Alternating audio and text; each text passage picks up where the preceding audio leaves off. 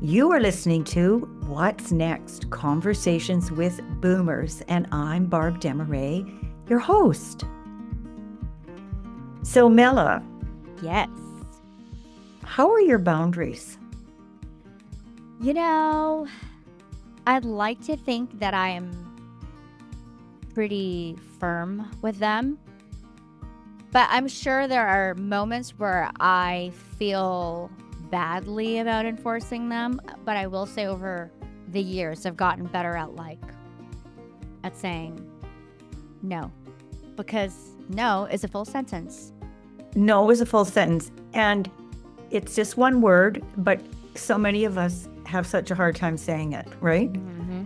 I think also, do you think it has to do with being female? I think a lot of it does. I would guess that there are more females than males that have a hard time saying no, but it's such an important word. So Tim and I had a great conversation, as always. For this episode, Tim and I, our relationship coach, Tim Wade, who most people know by now, but we had a great conversation about boundaries. Yes. What did you really think? did. Yeah, I was super into it. Very informative. And yeah, it made me think about the amount of times that I've softened when I shouldn't have. And when you talked about people asking you for favors or, allowing people to disrespect you, I've definitely been there as well. So I think it's a very important conversation. And I think also it touches on the boomer generation specifically, especially boomer women, how they were raised, right? Would you say so? Yeah. Yes, because, and that's just something that we didn't bring up, or I didn't bring up, is that we all heard our mothers acquiescing and saying yes to everything.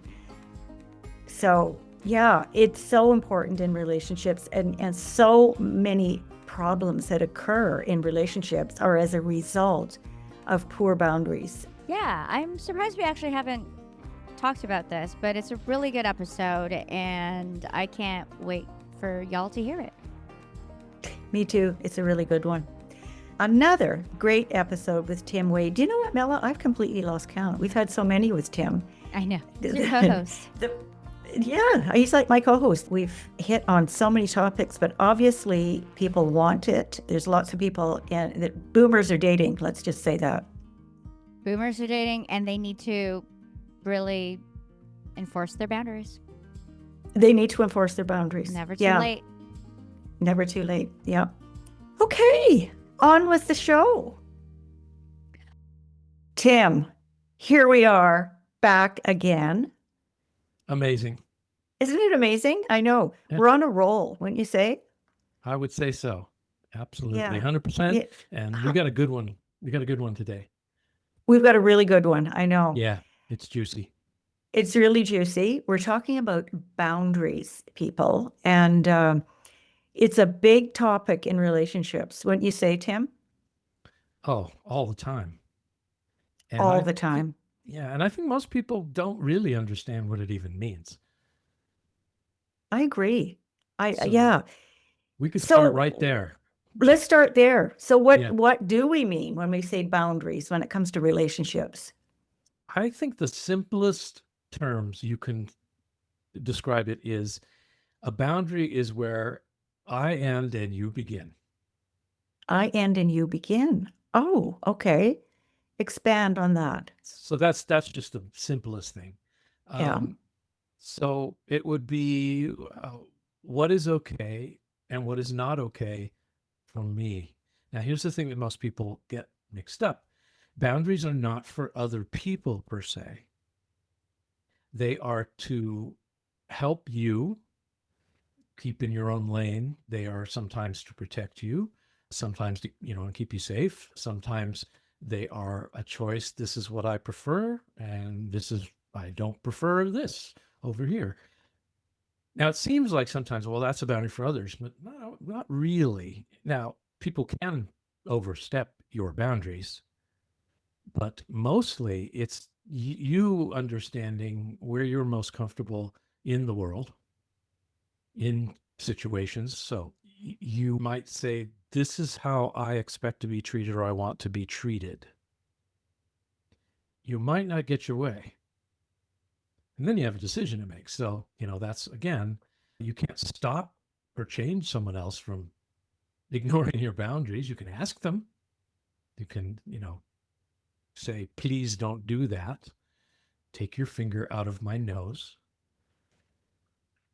Yeah. And yeah, and then it might be also emotional, or it's not just physical. Could be here's what I am available for emotionally, even energetically. You might be someone that's like, the big crowds just freak me out. Too much noise, too much everything. So you could have a boundary that I don't put myself in that situation. Right. Well, they protect us, really, don't they? More than anything, I think. I think so too. I remember many years ago when I was taking coaching courses, and I don't remember who said it, but they said, boundaries protect your sacred space. And I never forgot that. And they do. They do. And everybody's boundaries are a little bit different. One of the reasons I really want to get into this is because I'm bad at boundaries. I really am. I think I'm getting better, but I have not been good at all. I don't think it's an innate skill. In fact, if anything, in our families of origin, we are taught not really to have boundaries, but not because anybody's wrong or a villain. It's just if you're born and you have no boundaries. I am you and you are me and we are all together kind of thing. And so there's a point called differentiation where a child realizes, oh, I'm a separate person from my mother, where our bodies are not, joined in the same. This is my hand, all that kind of stuff. And some people, depending on their environment, they don't completely differentiate into adulthood. We talked a True. little bit about this before, apron strings and all that stuff. And so they end up often in what we like to call codependent relationships. I like the term enmeshment, because Enmeshment. Yeah. it Yeah. feels like Yeah. this, right? It feels Yeah. like Which is just too this. much on Yeah. both sides.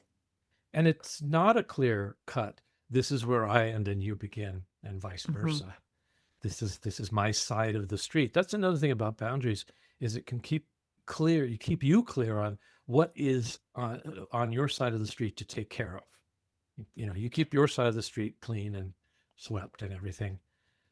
And that's the stuff that's in your control, your locus of control. The stuff on the other side of the street is theirs. And often we want to get involved. We really want to jaywalk and go over there and tell them how to take care of their sidewalk. Yeah. Yeah. I like when you said, staying in our lane, and that term is used a lot, but I think it's a really good one. And to know when we're not in our lane anymore is important. Yeah, that's like, they say awareness is the first step. That's really such a big step. Just noticing, oh, I'm out of my lane. I'm out of my lane. Yeah. Yeah. That's why I teach my clients to enumerate and explore what their values are, what's important to them, what their standards are for themselves, what their priorities are, their commitments, so that they recognize when they're out of integrity with any of those things. So that when you step That's really good. outside, you step outside any of that, you go, there's a little bell that goes off and goes, I think that was a value of yours that you just crossed over. Mm. So it's not about controlling your partner. That's like rule number one. Not at all. They're not demands or orders or rules or any of those things, edicts. I would say that they are taking responsibility for your own needs, your limits, and communicating them clearly. That's another part of it, right? Because when you have certain needs and boundaries, a lot of times we say, well, yeah, everyone has this boundary. And the experience of reality is 100% subjective. And so we are all fitted with, glasses that show us the world through a very particular cognitive lens. Hmm. However, the joke is we think that everyone sees it the way we do, Right. especially our partner. Right. And it's funny that they don't always. And how much time we might spend trying to convince them to see it your way. Yeah. Yeah. Let's see it my way, which is not the same as understanding how they're looking at it. No, it's different. It's not, oh, I see how you're looking at that, or I understand why you would think that based on your perspective. No, no, you have to see it my way. You have to wear my glasses, basically. Hmm. Hmm. Then we'll get along. I don't understand why you don't see it. It's so easy. So easy and the way I'm looking at it is clearly the right way. So what? Yeah, exactly. They say good fences make good neighbors. Yeah. Yeah. And there's some truth to that.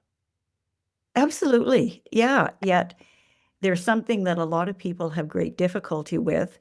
And as we were just saying, there's a lot of people that aren't even aware that they've allowed another person to cross a boundary or vice versa. You have crossed a boundary. They're not aware, but yet there's problems in the relationship and they haven't been able to recognize that it's all about boundaries. Right. I remember having a conversation where I said, hey, that's a boundary of mine. Well, I didn't know that. Well, I didn't know it either until you crossed it. Sometimes there's a learning curve, I think, around one's own boundaries, certainly. And recognizing and respecting someone else's boundaries is another part of the equation. Now, if they don't clearly communicate them or don't know them until it happens, then that can become difficult. And when that happens, then you end up with resentment. If you assume he or she should know my boundaries or does know my boundaries, or everybody has the same boundaries, so of course they would know that, and then they trample on them, well, unless you're really good at recognizing that whole thing going on and say, oh, wait, hold a minute. I probably never told you that I don't like you putting your finger up my nose. I don't know why that, but it's just, and now that I've told you, could you refrain from doing that? And the other person Right. ideally says, oh, absolutely. I didn't know. Thank you very much. I'll keep my fingers to myself. Right. So why is it that we have so many problems with boundaries? Why is it that we find it so difficult to set boundaries and to enforce them? My experience and hunch is that so many of us have trouble with our own boundaries Mhm. that we don't recognize other people's boundaries, and we may even feel upset that somebody has boundaries. I've noticed that people who don't have very many boundaries don't like it when you have boundaries. Right. They interpret it as a put down or a rejection or being controlled. being controlled, maybe. Yeah. And there are times, I think, when people get confused about what a boundary is, that it is controlling. It is a way of expecting a certain thing from your partner without telling them, without them knowing, or that it's a demand. Mm-hmm. I've heard this kind of thing like, I have a boundary about my kids not coming in after 11 p.m. Okay, that's not a boundary. That's a rule. And you can That's a have rule. rules with kids. You can have a house rule that the curfew is 11, but you're using the word in a way that, they overstep my boundaries all the time. No, they're just disobeying your rule, or they weren't clear. Mm-hmm. So Testing their limits. yeah, testing their limits. And that's a different thing. And somehow when a boundary of ours, a real boundary, is stepped over or trampled, we take it very personally. Yes. which is what that person who was saying that, they were taking it as a personal affront that their child didn't come in at 11, didn't come home. Mm-hmm. And I said, it's not really personal. They didn't do it to despite you or hurt you or whatever. They did it because they're a teenager who lost track of time and doesn't have good boundaries themselves. So they don't know how to keep rules rigorously because they have only partial brains and all that stuff. And he was Yeah. like, oh, okay, that's different. I said, yeah. Now, you're going to have a talk with them and say, I mean business. It's 11 p.m. Yeah. That's the curfew. And if you don't keep that curfew, then there are consequences. But There's consequences. And there can be consequences to having someone cross your boundaries consistently. Yeah. Well, I have had difficulty with them, partly because of going back to my people pleasing nature, which, Mhm. goes back to my childhood, because difficulty saying no, because I don't like conflict and I don't want to hurt somebody's feelings. I don't want to disappoint somebody. Not, of course, realizing that by not setting a boundary and enforcing it, I'm just disappointing myself because I've put myself in a position that is uncomfortable. Mm. So, and also you have to realize, I mean, I've had to learn this. When you say no to somebody, maybe they'll be disappointed for a minute, but they get over it. Life goes on. Yeah. Boy, did I learn that with my son. And that, he'd say, "Hey, Dad, can we go for ice cream?" No, not tonight. Okay. He got used Wow. to, yeah, amazing, huh? And part of that was because I wasn't capricious about no. I said yes many times, just Mm-hmm. not always. And he Mm-hmm. knew that. And he liked a clear answer, actually, not maybe we'll see. Hates that answer. Mm-hmm. Hates it because it's the unknown. It's limbo land. So I learned that about him. It's like, yes or no. Now, I asked him, I said, yeah, but what if I haven't decided yet? And he said, well, you could say I haven't decided yet. That would at least be more clear. I don't like it that much, but Yeah. I said, okay, then we can work on your tolerance for not knowing in respect to if I haven't decided yet, the answer may be yes. Sometimes I would tell him, I'd say, well, if I have to answer right now, the answer is no. Would you But rather you know wait? what? I haven't decided yet. That is something really good. I mean, I've had to learn that even when, in a relationship or anything, any form of a relationship, I need to think about that. Can you give me 24 hours? Yes. Rather than sure, and then realize, why did I say sure? Why did I say I don't want to do that? To be able to say, let me think about that. And the most classic to me, poor boundary, is saying yes when you really mean no to avoid conflict. Exactly. Yeah. Well, that's been me. I've got to tell you a funny story. This is so I'd been talking online with some guy, and we had a FaceTime visit, and either one of us said, we should get together. Yeah, sure. And so we had decided we should go for a walk on this particular day. And I said, you know what? It's so hot right now. I'd rather go somewhere where there's AC. So like go for a glass of wine. And he said, I just can't see myself just sitting there all night. Oh, okay. That's good to know. You anyway, but he said I was thinking about a couple of other things we could maybe do. Go swimming in the public pool or go to the spray park. Okay. I never met him in person. I thought, go to the swimming pool. Yeah, I really want to show up in a bathing suit with somebody I've never met in my life in a public pool, and I'm trying to get to know somebody in between my laps and all these kids, or the spray park where the 5-year-olds go. And I didn't want to do either, but I thought, well, I guess the spray park's better than the pool. So I said, okay, about the spray park. And I shared this story with a friend, and she said to me, you can say no. I mean, Tim, this is so crazy. I said, yeah, I guess I can say no. And so I texted him back and said, actually, I don't want to do either, and I don't think that we're a good match or something like that was the end of it.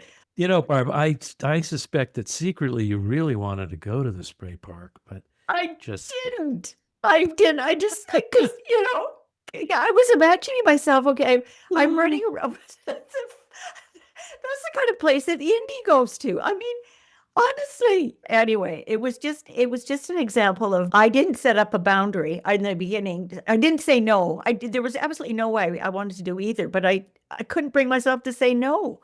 I mean, so yeah. So no is not a 4-letter word. no is not. Yeah, yeah. I learned that I could actually say no. And I Hey, did. guess what I learned? I learned the word no. I I learned can the even word no. I can even spell it. I know.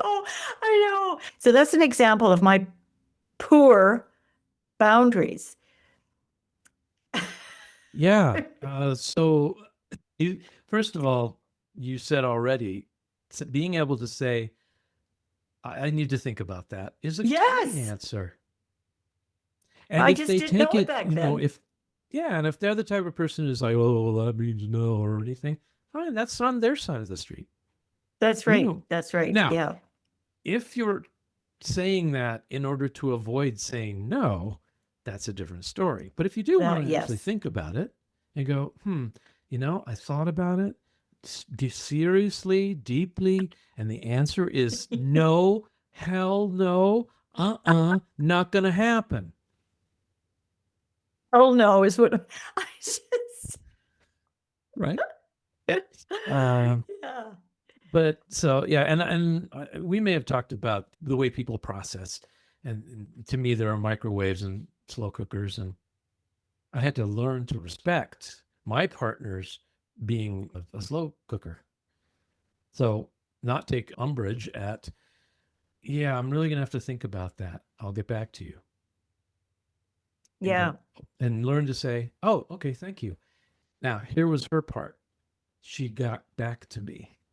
Yeah. She got back to you and Well, no, that's it. A lot of times people say I have to think about that, but they're just trying to oh avoid right, having the right. She and got so yes, I they see. and they yeah, and they hope that it'll just go away. So Right. the two-way street here is if one person says I need to think about that, and I'll get back to you. You have to get back to them and actually say yes or no or whatever the answer is, Yeah. and I did then think about that, and yeah, and and I and I yes, I would like to do that. Or no, yeah, it's not going to work for me. spray park, yeah, right. I'm with you. I don't like the spray park, but uh, Well, I might have when I was 6, but yeah, exactly. But I couldn't. I wasn't allowed to say no when I was that age. So right, right. yeah, But they are really crucial in relationships because it is all about respect. It's respecting yourself. And I think that a lot of times those of us who don't have good boundaries, it does show a lack of self-respect because you allow people to walk all over you, you allow people to take advantage of you, you allow people to basically disrespect you in many ways, which is a poor reflection on your own self-worth.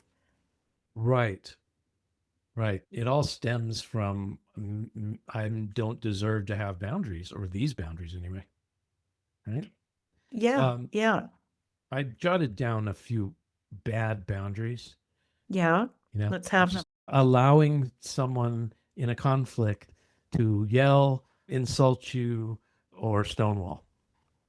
Absolutely. And this is where I have failed, and I'm finally getting better. And it's a boundary for you. It's I don't participate in a conversation where there are insults or name calling. That's my boundary. You can go do that anywhere else in the world you want to do it. except with the kids. But, Hmm. but so you're not making a rule for them. You're just saying if it gets to that, if the conversation gets heated to that point, I'm going to take a break. That's one of my boundaries, my personal boundaries. Tim, repeat what you just said. It's so important. I do not participate in conversations or even conflicts where there is insults, name calling, screaming and yelling, throwing pots and pans.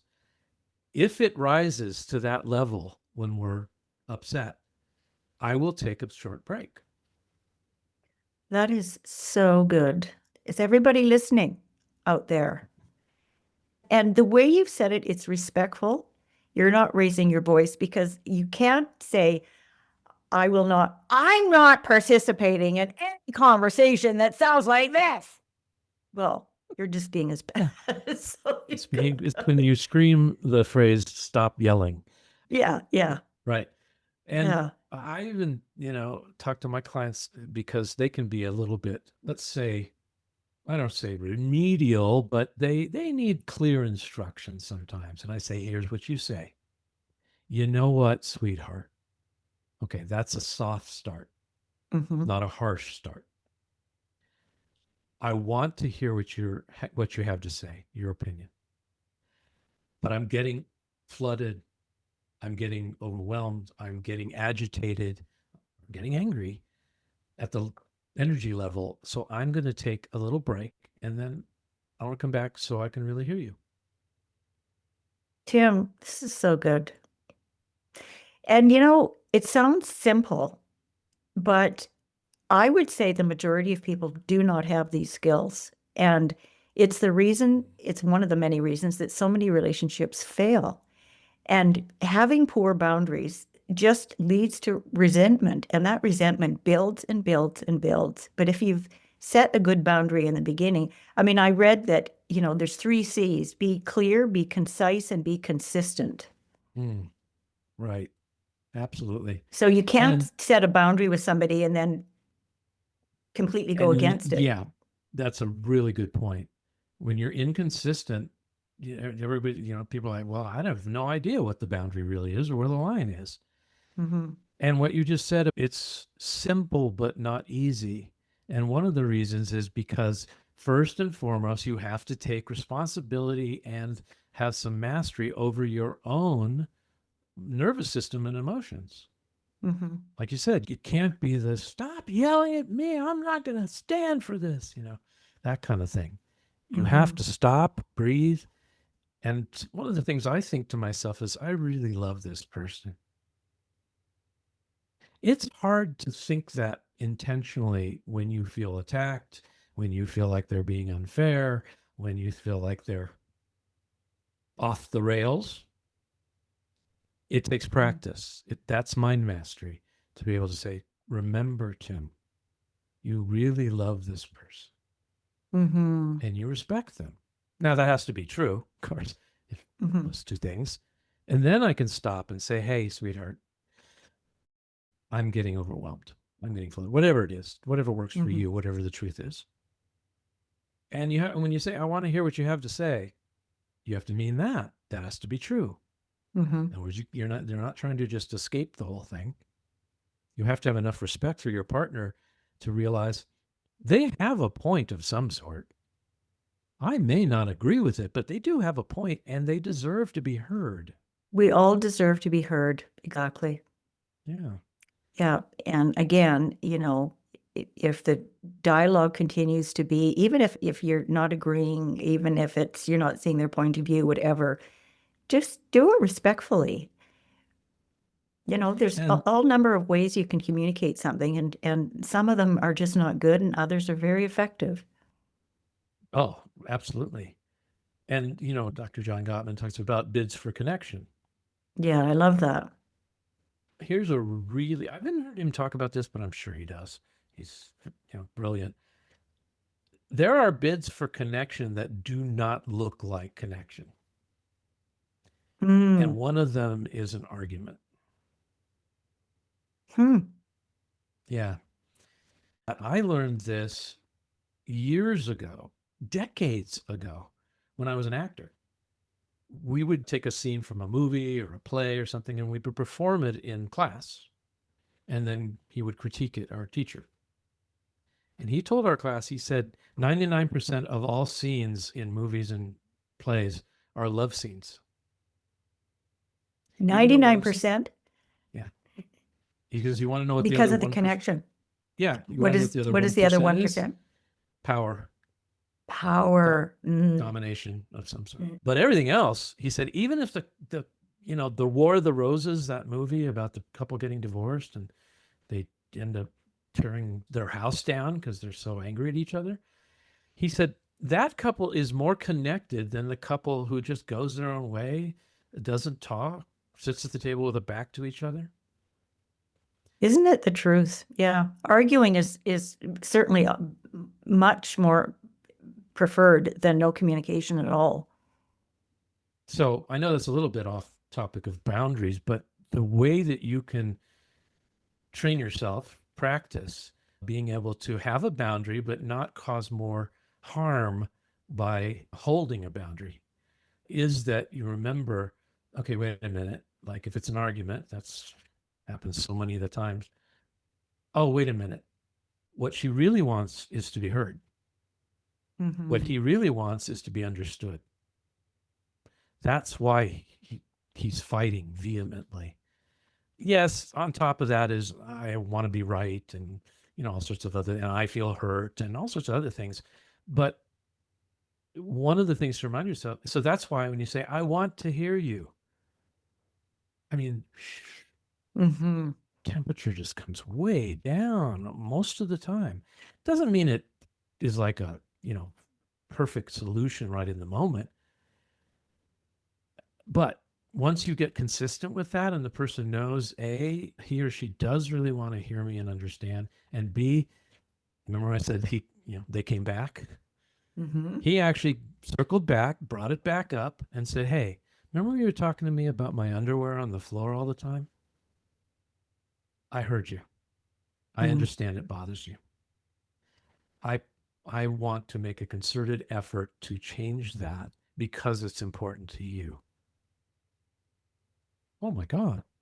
He was listening. Well, that is a boundary thing. That is certainly in terms of how we keep our homes. We have certain boundaries. I don't like stuff all over the floor, and a lot of people are just fine with it. I don't like, dirty bathrooms or that kind of thing. So that is a boundary.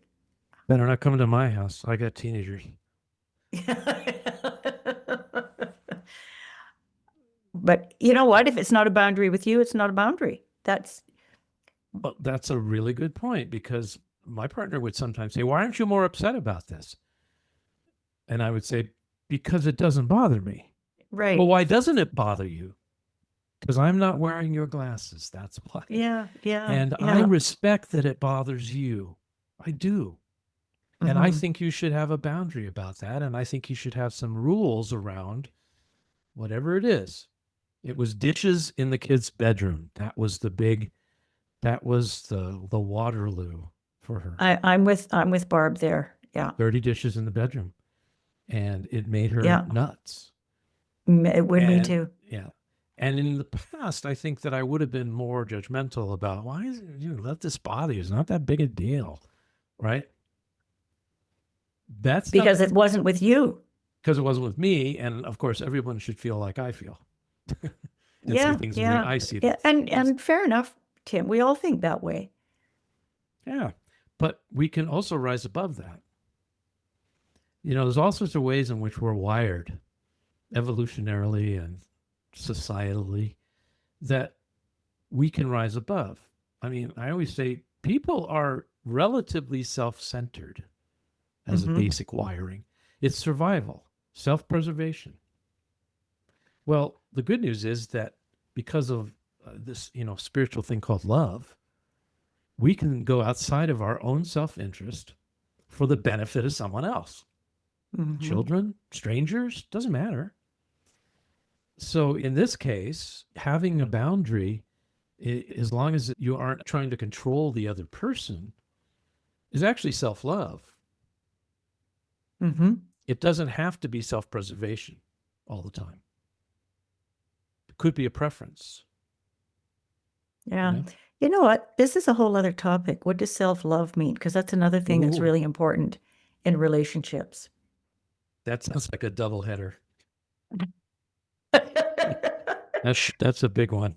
is a big one, and it's a really important one. Okay, I'm just going to I did a little, ask chat, Okay. why are boundaries important? Boundaries are important because they protect your well-being and create a sense of security and respect in all your relationships. They help prevent burnout, reduce stress, and establish clear expectations, leading to healthier interactions and more fulfillment in your personal and professional life. By setting boundaries, you can prioritize your own needs, manage your energy, and communicate your feelings and limits effectively. Isn't AI fantastic sometimes? Sometimes, I mean, geez, I know. well done. I'm going to listen to AI until they take over the world. I mean, Well, they practically are. So then it says boundaries must be clear, concrete, and consistent. I think I said concise, yeah, but which means the same as clear. sure. We have to respect our own boundaries as setting clear, respectful boundaries with others. I thought giving it might be a good idea to give some examples of when people cross a boundary. And I was thinking the first thing that came to mind was when, and it can be in a love relationship or any kind of relationship, when somebody has a huge ask of you that requires a lot of your time and energy, Mhm. and it's more than you're even close to willing to do. I call that crossing a boundary. Hmm. Can you explain why that occurs to you as a boundary crossing in particular? If somebody said, for instance, can you look after my kids for 2 days? Can you can you can you take my unruly dog for all day? Just sort of there's favors and there's favors. And in those situations, I just find that to be thoughtless because you're not considering the other person's availability, their energy level. Is this appropriate? Is this comfortable? Yes, and I would call that being extraordinarily obtuse. But here's one way to kind of figure out whether is this a boundary or not. How would you phrase that boundary so someone understood it clearly? I'm going to have to say, how would you respond to that? You mean? No, how would you Phrase it. phrase the boundary itself, not the answer to the Oh, I see. question? Okay. How would I phrase the boundary? I'm prepared for a couple of hours, but I'm not prepared to take your dog for 2 days. Okay, Or that's the answer. well, my So boundary is is I'm prepared. I will do this much, but I'm not going to do that much. okay, great. But it sounds a little like, I'm going to challenge you on this a little bit. Your boundary might sound like, please do not ask me to do something that is going to be outside of my boundary. Well, I know I've been in positions where somebody's asked me, and this hasn't happened very often at all. And Yeah. and I think, no, I don't want to do that. And it feels like a boundary crossing to me. It feels like they've not even thought about whether this is a reasonable request. I think you were correct in saying, is it thoughtless? Yes. Is it self-centered? Yes. Is it obtuse? Yes. However, you cannot dictate whether they ask you those questions or not. Right. Okay, I know what you're saying. I haven't actually set the boundary, so the other person doesn't know that. Is that right? Is that what you're saying? Yeah. Yeah. How would they know? Maybe in their world, it's perfectly legitimate to say, please take my kids for the weekend. True, true, true. It depends on the relationship. Um, or there's people that, they come and stay, visit for the evening and you're absolutely so tired and yawning, but they're staying anyway. Right. So It's- I I think what the crux of this is you being okay with saying no. Yeah. They say, here, take my cat with dysentery for the whole day. That's an image, isn't it? And you go, no, I really can't do that, and feel fine about it. Yeah. Yeah. Now, you also, if they do that all the time, you might want to reevaluate the friendship, because this person is clearly, like I said, obtuse. But it's not, your boundary is that you don't do that. That's not okay with you. Okay, fine. Well, that's also, in the category of, people taking advantage of you. And I would recognize myself as somebody who, as I have to qualify and say I'm getting better, but I have allowed people to take advantage of me. I've allowed people to be disrespectful towards me. And that's poor boundaries on my part. Letting them disrespect me once and not saying anything, and then they do it again and again and again and again. And that's on me. Yeah, that's what I was going to say is the first time, okay, I didn't know. In other words, hey, could you just watch my cat for 5 minutes while I go get my mail? Sure. 2 Yeah. hours later, hello. Then you say, okay, we're not doing that again. But that's a question of this person not being even truthful, or so scatterbrained that they forgot they left the cat with you. Either way, that's an interpersonal problem, right? Yeah. Yeah. And so the hard thing about boundaries is that we would love to make them walls that we build to keep others from doing certain things. But really what it is our understanding of what we're willing to do and tolerate or not. And if the answer is no, then we take appropriate action to either not do that thing, not go to that place, not interact with that person if that's what it takes.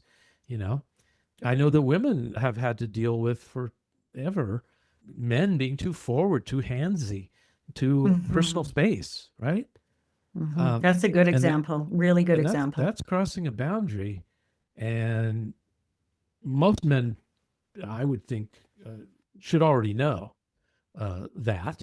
And if they innocently, touch your waist or something when you didn't want to, and you say, you move their hand and say, whatever, but that's it. You get one free. That's right. That's it. One get out of jail free card. And then it's like, okay, you're not paying attention. You're not listening. You're not respecting my boundary, because now you know it. I think that the other thing I tell my clients is, say, the phrase is not, you have to defend your boundaries, because that's sort of like, on the offensive, right? You just have to hold them calmly. You have to hold them. Yeah. Securely, consistently. That's all.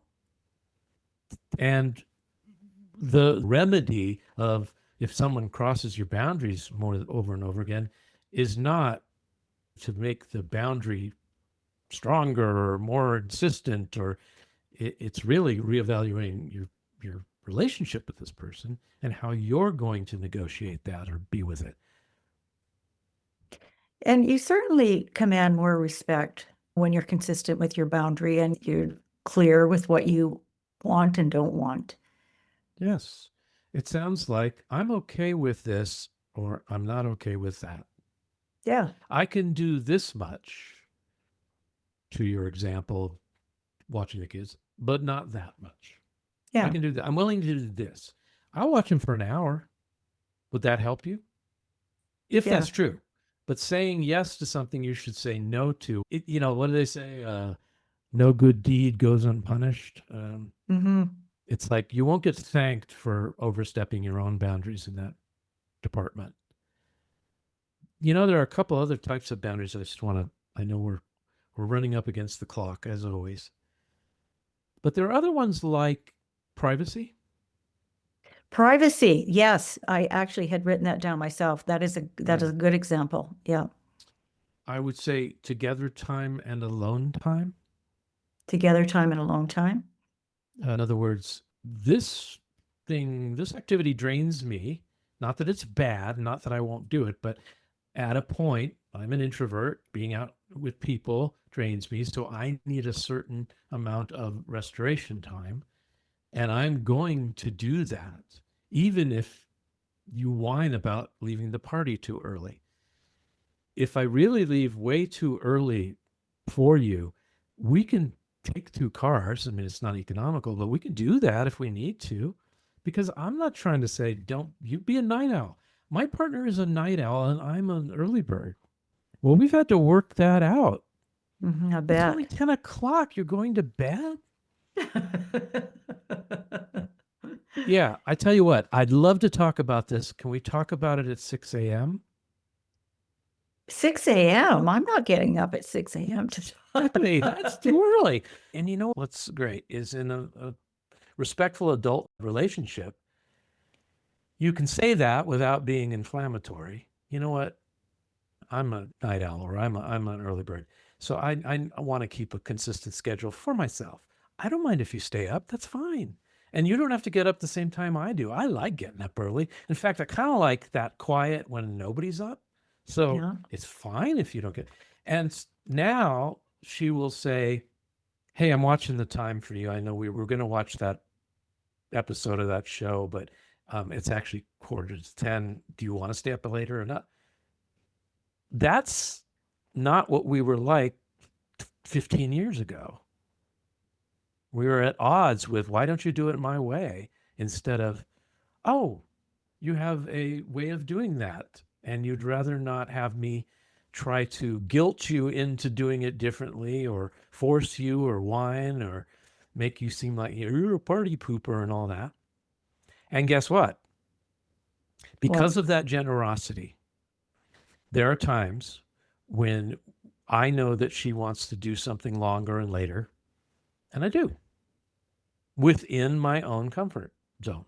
That's what's important. Because if you end up, you're ready to leave a party at 10 or whatever, and she or he is ready to leave much, much later, and you do it just to avoid conflict, then you're sitting there furious and, and you think, well, this was my choice.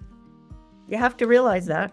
I did have the choice to say, I need to go now because I'm spent, but I want you to stay as long as you want. If you can do it from generosity, great. But otherwise, you'll start keeping score. Yeah. I stayed at the party really late and I didn't want to. Now you have to watch football with me. Or something. Yeah. Keeping score is never good. I heard a comedian the other day say, my love language is keeping score. Oh, great. Oh, that's nice. He's a comedian. He was joking. He was joking. I thought that was funny. That, I could see that being some people's love language. Yeah. So did we Tim, cover we it? are going to have to wind this down. Okay. And I hate to stop it. We're just in a flow here. We'll have to do a marathon someday, just like, okay, stay up late with us. Stay late with us. Great conversation, as always. Golly, I'm always left thinking there's so much more to say. But, let's leave them wanting more. Yes, and this podcast has a boundary, a time boundary. It does have a boundary, yeah. And we need to respect that. We do. Okay, we may not see you until after the holidays, so... Oh, gee, okay. Well, we may. But if we don't, I'm wishing you and yours. Thank you. TimWadeCoaching.com. Yes, TimWadeCoaching.com. Yeah. Clearly, I'm not coming over for figgy pudding or anything. Well, come. Oh, okay. Straight. Open invitation. Just come. Yeah. All right. Well, happy holidays, whichever ones you celebrate. And Hanukkah, you too. Christmas. We're Christmas here. Kwanzaa, whatever it is, St. Swithin's Day, whatever it is. Whatever it is. Well, we want you to have a lovely time. I want you to have a blessed holiday.